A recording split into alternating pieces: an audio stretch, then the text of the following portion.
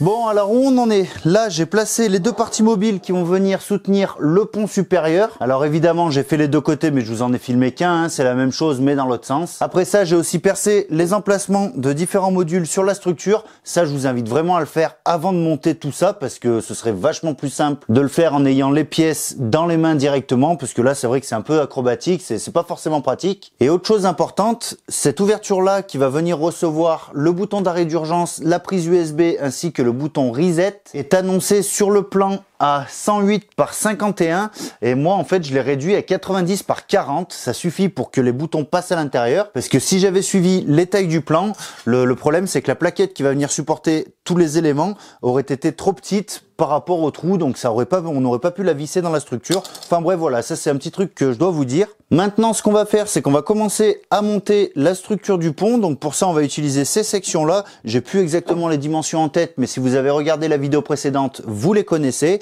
Et on va se servir de cette petite plaquette qui fait partie donc des pièces à imprimer. Et celle-ci, c'est simplement un gabarit de perçage qu'on va venir placer comme ceci, ce qui va nous permettre de venir marquer tous les points à percer en 6 mm.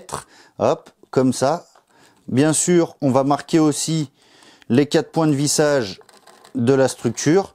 Et ici, le point central ne sera pas à percer à 6 mm, ce sera à percer avec une fraise, je sais plus le diamètre. Il me semble que c'est 30 mm, mais je vous y marquerai, normalement c'est ça, c'est 30 mm. Donc bah moi je vais me mettre sur la perceuse à colonne, puis on va continuer tout de suite à monter ce pont, c'est parti.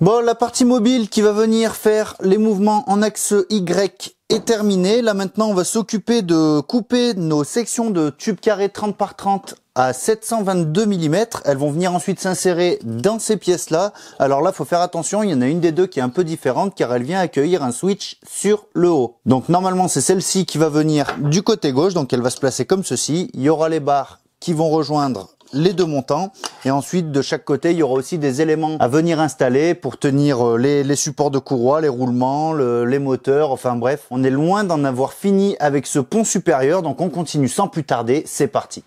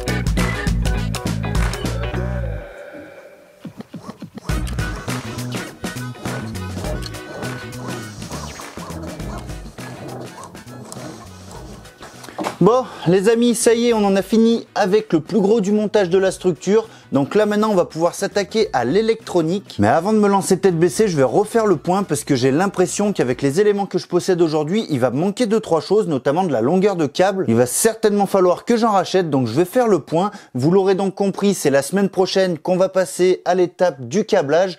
Du moins dans la prochaine vidéo, je ne sais pas si ce sera la semaine prochaine ou la semaine d'après. Quoi qu'il en soit, la semaine prochaine, vous aurez une vidéo sur ma chaîne secondaire, la présentation de la scie radiale sur batterie Ainel. Vous avez été nombreux à me demander une vidéo sur cette machine. Là, ça fait quelques temps que j'utilise maintenant, donc je suis en mesure de vous faire un retour. Et ce sera donc sur la chaîne secondaire. Pour ceux qui ne le savent pas, le lien est dans la description et c'est la chaîne maintenant qui va réunir tous les reportages, les tests d'outillage, toutes ces choses-là pour consacrer cette chaîne principale vraiment aux réalisations et aux créations. Sinon, concernant l'avancée de la CNC, je suis plutôt content. Alors j'y vais à mon rythme, j'y vais tranquillement pour pas faire d'erreur. Ce serait dommage de ne pas arriver à terme de ce projet. Donc voilà, je préfère faire les choses en y allant à tâtons. Et aussi et surtout en vous montrant les étapes de montage pas à pas. Ce qui vous permettra, si vous le souhaitez, de pouvoir monter la même CNC en évitant de faire les mêmes petites erreurs que moi. Enfin voilà, c'est vraiment le but de cette série de vidéos. On va donc s'arrêter là pour aujourd'hui. Je vous donne rendez-vous la semaine prochaine sur ma chaîne secondaire. Et en attendant, n'oubliez pas que le meilleur résultat est celui qui vous convient. Ciao!